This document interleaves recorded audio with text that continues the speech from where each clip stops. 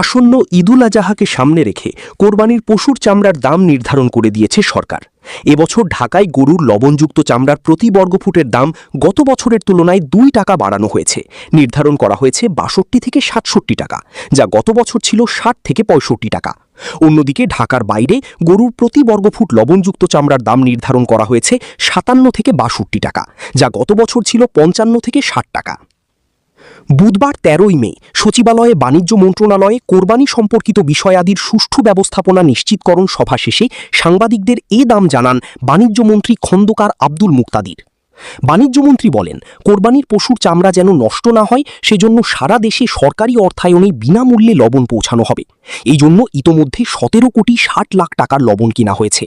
বাংলাদেশ ক্ষুদ্র ও কুটির শিল্প কর্পোরেশনের বিসিকের মাধ্যমে জেলা উপজেলায় এই লবণ পৌঁছে দেওয়া হবে। প্রতিটি এলাকায় ব্যবসায়ী ও মসজিদ মাদ্রাসায় চামড়া সংরক্ষণ হবে। বাণিজ্যমন্ত্রী জানান, এবছর গরুর কাঁচা চামড়ার দর ঢাকার ভিতরে প্রতি বর্গফুট 62 থেকে 67 টাকা নির্ধারণ করা হয়েছে। পাশাপাশি ঢাকার বাইরে গরুর কাঁচা চামড়ার প্রতি বর্গফুটের দাম 57 থেকে 62 টাকা। গরুর পাশাপাশি খাসি ও বকরির চামড়ার দামও নির্ধারণ করা হয়েছে। এর মধ্যে খাসির চামড়ার প্রতি বর্গফুট 25 থেকে 30 টাকা এবং বকরির চামড়ার দাম প্রতি বর্গফুট 22 থেকে 25 টাকা নির্ধারণ করা হয়েছে। মন্ত্রী বলেন, আগামী কোরবানি ঈদে কোনো চামড়া যেন নষ্ট না হয় সেজন্য আমরা কাজ করছি। প্রতিটি জেলা এবং উপজেলা প্রশাসন সংশ্লিষ্ট মসজিদ মাদ্রাসার লোকদের ডেকে এনে প্রশিক্ষণ দেবেন। তারা কোরবানির পরে চামড়া সংরক্ষণ করবেন।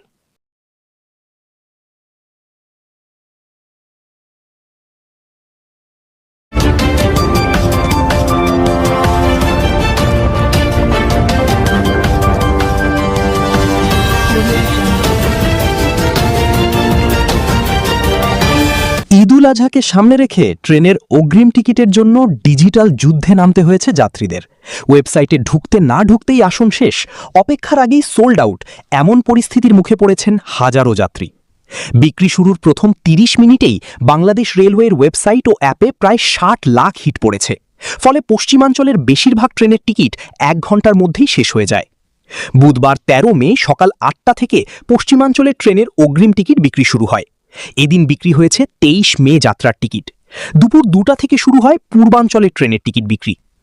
রেলওয়ের সংশ্লিষ্ট সূত্র বলছে, এবার ঈদ যাত্রার সব আসনের টিকিট শতভাগ অনলাইনে বিক্রি করা হচ্ছে। তবে একসঙ্গে বিপুল সংখ্যক যাত্রী প্রবেশ করায় শুরু থেকেই চাপে পড়ে টিকিটিং সার্ভার।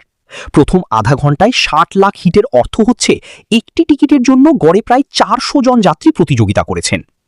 রেলের তথ্য অনুযায়ী 23 মে ঢাকা থেকে দেশের বিভিন্ন গন্তব্যে ছেড়ে যাবে 43টি আন্তনগর ট্রেন। এসব ট্রেনে মোট আসন রয়েছে 31,240টি। এর মধ্যে পশ্চিমাঞ্চলে চলাচলকারী 20টি ট্রেনের আসন ছিল 15,266টি। টিকিট বিক্রি শুরুর মাত্র 15 মিনিটেই বিক্রি হয়ে যায় 12,500-এর বেশি টিকিট। সকাল 9টার আগেই প্রায় সব আসন শেষ হয়ে যায়। বেলা বাড়ার সঙ্গে সঙ্গে ওয়েবসাইটে দেখা যায়, ঢাকা থেকে রাজশাহী, খুলনা, পঞ্চগড়, দিনাজপুর ও কুড়িগ্রামগামী ট্রেনগুলোর সব আসন বিক্রি হয়ে গেছে। বিশেষ করে উত্তরবঙ্গগামী ট্রেনগুলোর চাহিদা ছিল সবচেয়ে বেশি।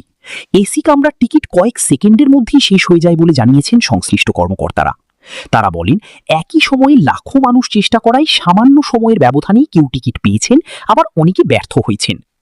অন্যদিকে পূর্বাঞ্চলের জন্য 23টি আন্তনগর ট্রেনে বরাদ্দ রাখা হয়েছে 15,974টি আসন। দুপুর 2টায় বিক্রি শুরু হওয়ার পর সেখানেও ব্যাপক চাপ তৈরি হয়। ঈদ উপলক্ষে রেলওয়ের বিশেষ কর্মপরিকল্পনা অনুযায়ী 24 মে যাত্রার টিকিট বিক্রি হবে 14